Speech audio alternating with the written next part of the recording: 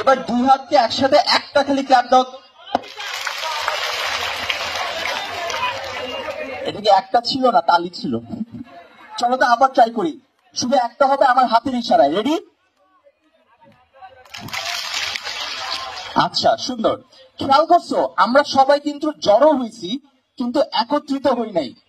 বাংলাদেশের অবস্থাটা কিন্তু এরকম হয়েছে। আবার চেষ্টা করবো আমরা জড়ো হয়ে একত্রিত হওয়ার। আমার হাতের ইশারায় খালি একটা তালি হবে, খালি একটা, একসাথে একই সময়। ওকে?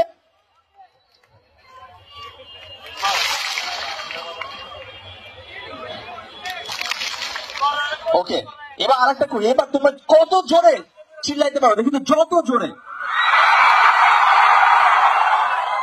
এবার খুব আস্তে আওয়াজ করো তো।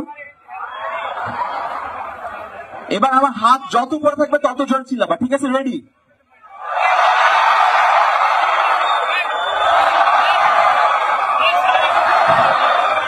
এবার হাত যেদিকে যাবে শুধু ওইদিকে।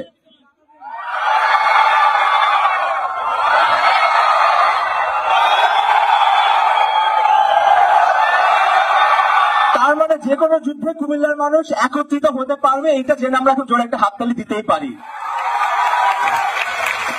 আমি বিশ্বাস করি যে আমাকে এখানে ডাকা হয় বিভিন্ন স্টেজে, নট বিকজ আমি খুব বড় কিছু। আমার মনে হয় যে আমি আজ পর্যন্ত যা যা করেছি এর মধ্যে খারাপ কাজও আছে, বা টুকটাক ভালো কাজও হয়তো আছে, কিছু ভদ্র জিনিস আছে, কিছু অভদ্র জিনিসও আছে। মানুষ হিসেবে আমি ফেরেশতা না, কিন্তু যদি কিছু শিখানোর থাকে যেটা আমি আমার জীবনে শিখতে পারছি, এবং আমার মনে হয় তোমরা সবাই তোমাদের জীবনে একটা জিনিস যদি কোনোভাবে শিখতে পারো, তোমার লাইফে আসলেও অনেক বড় হবা। চাইলে তোমাদের পিছনে যেই পড়ুক না কেন, চাইলে সেটা ফেসিস গভর্নমেন্টই হোক না কেন। সেই জিনিসটা হচ্ছে, আমরা সবাই আজকাল ভিডিও দেখি না যে কত টাকা মাসে কামানো যায়। কেউ 3 লাখ কামায়, কেউ 1 লাখ কামায়, কেউ 10 লাখ কামায়। আমরা বলি না 19 বছর বয়সে মাসে এত লাখ টাকা, 20 বছর বয়সে মাসে এত লাখ টাকা। এই ভিডিওগুলো যখন দেখো, তোমাদের কাছে আমার একটা অনুরোধ থাকবে, টাকা অনেক অনেক অনেক বেশি ইম্পর্টেন্ট। আমি আজকেও হাসনাত আয়মানকে বলছিলাম যে আমিও যখন এখন হসপিটালে যাই, যে কোনো একটা ভালো হসপিটালে কিন্তু আমরা দেখি যে যাদের টাকা পয়সা একটু কম, তাদের প্রতি যে ট্রিটমেন্ট, এটা কিন্তু খুবই দুঃখজনক। তোমরা অনেকে যে তোমাদের বাবা মাকে নিয়ে হসপিটালে যাও, গভর্নমেন্ট অফিসে যাও, কাগজপত্র করাতে যাও, তোমরা দেখবা অনেকের জীবনে শুধু টাকা পয়সার অভাবে অনেক বাজে ট্রিটমেন্ট হয়, তাই না? টাকা খুবই ইম্পর্টেন্ট। ঠিক একই সাথে যেটা আমি শিখছি, আমি টাকার জন্য অনেক কষ্ট করব, কিন্তু টাকার জন্য নিজেকে বিক্রি করে দিব না। বুঝাইতে পারছি? টাকা অনেক বেশি প্রয়োজন, স্পেশালি বাংলাদেশের মতো দেশে, কিন্তু টাকার জন্য নিজেকে বিক্রি করে দেওয়া যাবে না। তোমার নিজের একটা মূল্য থাকতে হবে। আমাদের বিগত যতগুলো বছর গেল, এই সময়ের মধ্যে কিন্তু আমাকে টাকা কিনতে পারে নেই। তোমরা অনেকেই খবর দেখছো নাকি আমি জানি না, বিভিন্ন সময় বিভিন্ন জায়গায় আমাকে ডাক দেওয়া হয়েছে, টাকা অফার করা হয়েছে, আমি কিন্তু ওগুলো নেই মূল্য থেকে।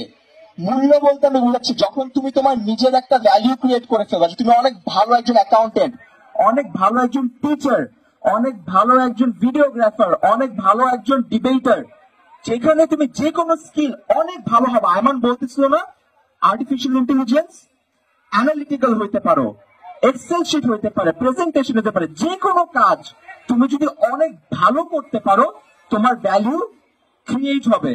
আর যেখানে তোমার ভ্যালু থাকবে, সেখানে তোমার টাকা অটোমেটিকলি চলে আসবে। আমার 3DX এর ডায়লগ আয়মানও মাঝে মাঝে বলে, খুবই পপুলার ডায়লগ, আমার এক্স্যাক্টলি ডায়লগটা মনে নাই, বাট ডায়লগটা এরকম কিছু একটা ছিল যে যখন তুমি কোনো কিছুতে অনেক বেশি এক্সপার্ট হয়ে যাও, যখন তুমি প্রচন্ড পরিমাণে দক্ষ হয়ে যাও, সাকসেস এন্ড টাকা অটোমেটিক্যালি ওটা পিছনে চলে আসে।